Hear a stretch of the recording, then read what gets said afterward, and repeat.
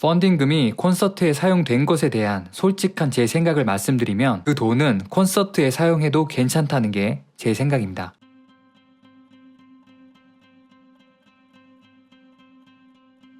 죄송합니다. 사망여우입니다. 저에게 정말 많은 분들이 이 달빛천사 펀딩을 다뤄달라고 제보를 주셨습니다. 그리고 이 펀딩을 사기 펀딩이라고까지 말씀하신 분들도 많았습니다. 달빛천사는 국내에서 2004년도에 방영되어 폭발적인 인기를 얻은 일본 만화 원작의 애니메이션입니다. 특히 90년도생 여성의 압도적 인기를 끌었습니다. 주인공이 가수가 되는 애니메이션의 특성상 노래가 많이 나오는데요. 주인공 목소리를 맡은 이용신 성우의 수준급 노래 실력이 달빛천사의 큰 인기에 한몫했다는 평이 있습니다. 그리고 이 이용신 씨가 이번 펀딩 논란의 중심에 있습니다. 이 펀딩은 텀블벅이라는 크라우드 펀딩 플랫폼을 통해 진행한 프로젝트입니다. 그리고 펀딩된 금액은 무려 26억 원입니다. 목표했던 3,300만 원보다 약 80배가 넘게 모였습니다. 이 금액은 텀블벅에서도 역대 최대 금액이고 단일 프로젝트로는 우리나라 크라우드 펀딩의 역대 최대 금액이 아닌가 생각됩니다. 그런데 이런 성공적인 프로젝트가 사기라는 말을 듣는 이유는 무엇일까요? 이 프로젝트는 달빛천사 15주년 기념 국내 정식 OST 발매라는 이름으로 펀딩이 진행됐습니다. 그런데 여기서 재밌는 건 프로젝트 이름은 국내 정식 OST지만 실제 이 앨범은 국내 정식 OST가 아니라는 겁니다. 이게 무슨 말이냐면 OST라는 건 말 그대로 오리지널이어야 하는데 이 앨범은 애니메이션 공식 OST가 아니라 이용신 성우 개인이 OST 곡에 대한 라이센스 비용을 내고 리메이크한 곡이라는 겁니다. 그러니까 이 앨범은 공식 OST와는 거리가 있는 겁니다. 그렇기 때문에 이 프로젝트 이름 자체부터 많은 분들이 오해를 할 수 있는 제목입니다. 그리고 어떤 분이 이 펀딩 제목에 대해 텀블벅으로 문제 제기를 했지만 돌아오는 답변은 이랬습니다. 달빛천사 15주년 기념 국내 정식 OST 발매 프로젝트는 프로젝트 스토리에 달빛천사에 삽입되었던 일본 원곡을 정식으로 리메이크해 2019년 새로운 달빛천사 OST를 선보이는 것이라고 펀딩의 목적을 기재하고 있습니다. 절차상의 문제가 있다고 보기에는 다소 어려울 것 같습니다. 그러니까 제목이 어떻든 스토리의 내용이 기재되어 있으니까 괜찮다는 소리를 하고 있는 겁니다. 이 대답이 황당하게 들린 이분은 다시 텀블벅에 이렇게 질문을 합니다. 그럼 텀블벅 N주년 기념 정식 머그컵 제작이라고 프로젝트를 만들어도 되나요? 여기에 대답은 답변할 수 없다입니다. 되면 되고 안 되면 안 되는 거지 답변할 수 없다는 건 뭘까요? 결론적으로 달빛천사 펀딩은 끝까지 제목 수정 없이 그냥 진행됐습니다. 그러니까 이제부터 텀블벅에서는 누구나 어떤 브랜드를 개인적으로 기념하는 펀딩을 진행해도 된다는 얘기입니다. 제가 디즈니 겨울왕국 몇 주년 기념 공식 OST 발매라고 하면서 펀딩을 진행해도 텀블벅은 상관하지 않겠다는 얘기입니다. 사실 이 사례로 알 수 있는 그리고 알아야 하는 중요한 문제는 현재 우리나라 크라우드 펀딩을 이끌어 나가고 있는 대형 크라우드 펀딩 플랫폼 회사들이 공통적으로 가지고 있는 문제입니다. 창작자가 어떻게 펀딩을 진행하든 후원자가 어떤 피해를 입든 어떤 문제가 발생되든 그건 창작자나 후원자의 문제이고 모든 책임은 창작자나 후원자에게 있으며 그 어떤 피해와 문제에 대해서도 창작자와 후원자 간에 알아서 해결해야 한다는 겁니다. 자신들은 어디까지나 중개소일 뿐이라는 생각을 아주 깊게 가지고 있다는 겁니다. 크라우드 펀딩은 주로 개개인의 비교적 적은 금액의 투자로 진행되는 경우가 대부분이고 실제로 법적으로 문제가 있는 프로젝트였다고 하더라도 많은 분들이 소액 투자자인 만큼 개개인들이 고소고발을 진행하기는 힘든 구조입니다. 많아야 5에서 10만원 피해가지고 누가 고소고발을 진행할까요? 실제로 그 피해자가 변호사라도 그냥 똥 밟았다고 생각하고 지나가게 돼버릴 겁니다. 이런 현실을 알고 철저하게 악용하고 있다고 볼 수 있습니다. 두 번째 논란입니다. 원래 이 프로젝트의 계획대로라면 후원자들에게 11월 25일에 USB 음반을 배송해야 합니다. 하지만 예상했던 인원보다 너무 많이 후원자가 늘어났기 때문에 어쩔 수 없이 기존에 고지한 배송일보다 2달 뒤인 1월 말부터 배송이 진행되게 되었습니다. 그런데 여기서 발생한 문제는 후원자들에게 상품이 배송되기 전인데도 불구하고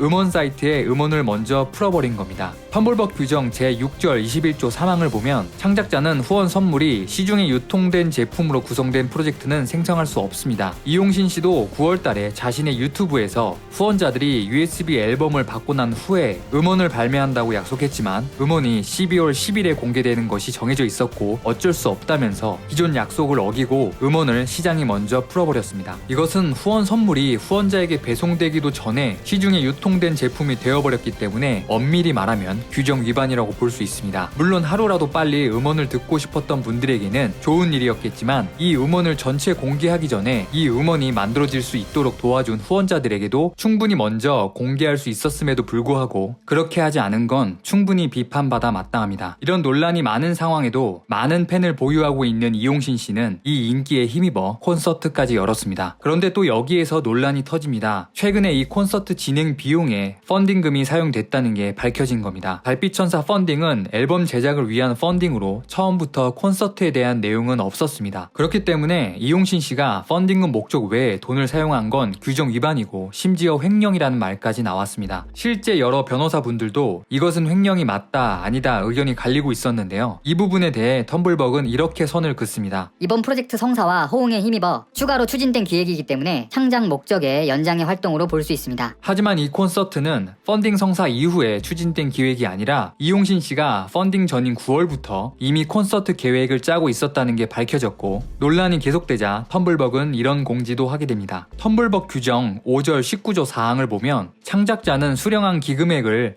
프로젝트 창작의 목적 달성 및 완료 및 선물 제작 및 발송을 위한 경비로만 사용해야 합니다. 라고 써 있습니다. 그런데 텀블벅은 이번 공지에서 이 규정에 기본적으로 창작의 수고에 대한 대가 지급이 들어가 있는 거라고 말합니다. 대단한 해석입니다. 본인들도 이렇게 말하면서 솔직히 부끄러웠을 겁니다. 규정으로만 따지면 아무리 봐도 수고에 대한 대가 지급으로 해석될 만한 여지가 없습니다. 어떻게든 이 상황을 넘어가려고 무리하게 해석을 확장해버린 것밖에 되지 않습니다. 더불어 텀블벅 스스로가 전혀 책임감이 없다는 것도 다시 분명하게 밝혀진 셈입니다. 텀블벅을 포함한 와디즈는 커미션을 문제없이 받기 위해 일을 하지 창작자와 후원자를 위해 일을 하지 않습니다. 약정서에 정말 많이 나오는 말이 책임은 창작자와 후원자에게 있다 이 말입니다. 그 어떤 상황에서도 텀블벅은 거의 책임을 지지 않고 손해를 보지 않습니다. 그게 자신들의 규정과 약정에 위반되든 상관없이 이번처럼 어떻게든 자신들의 입맛대로 해석해버리기 때문입니다. 그렇지만 텀블벅의 태도와 문제를 떠나서 펀딩금이 콘서트에 사용된 것에 대한 솔직한 제 생각을 말씀드리면 창작자는 펀딩을 통해서 큰 이익을 얻을 수도 있고 그 펀딩금은 얼마든지 자기 마음대로 쓸 수 있다는 게 제 생각입니다. 그렇기 때문에 그 돈은 콘서트에 사용해도 괜찮다는 게 제 생각입니다. 단 후원자들에게 상품이 모두 발송됐고 환불 처리도 다 깨끗하게 끝났다면 말입니다. 그리고 나서 남은 돈으로 콘서트 비용을 지불했다면 전혀 문제가 되지 않았을 겁니다. 차라리 사전에 허락이라도 받았다면 문제가 이렇게 크게 되지는 않았을 겁니다. 지금까지 터진 많은 문제의 대부분은 소통의 문제이고 창작자의 대처의 문제입니다. 중요한 변동사항을 후원자들에게 먼저 의견을 구하고 솔직하게 얘기하면서 진행했다면 지금 논란이 되는 대부분의 문제는 생기지 않았을 겁니다. 그리고 무엇보다 이용신 씨의 입이 문제인 것 같습니다. 여러 큰 논란들이 이용신 씨의 입에서부터 만들어졌기 때문입니다. 아마 이용신 씨의 극성 팬분들도 과거로 돌아간다면 이용신 씨의 입을 막고 싶을 겁니다. 달빛천사의 음원 수익이 구글과 원 저작권자들에게 가는 것이 엉뚱한 사람에게 간다는 말과 후원자들에게 앨범이 모두 배송된 후에 디지털 음원 발매가 될 거라는 약속과 펀딩금을 콘서트에 사용했다는 것도 모두 이용신 씨의 입에서 나온 말입니다.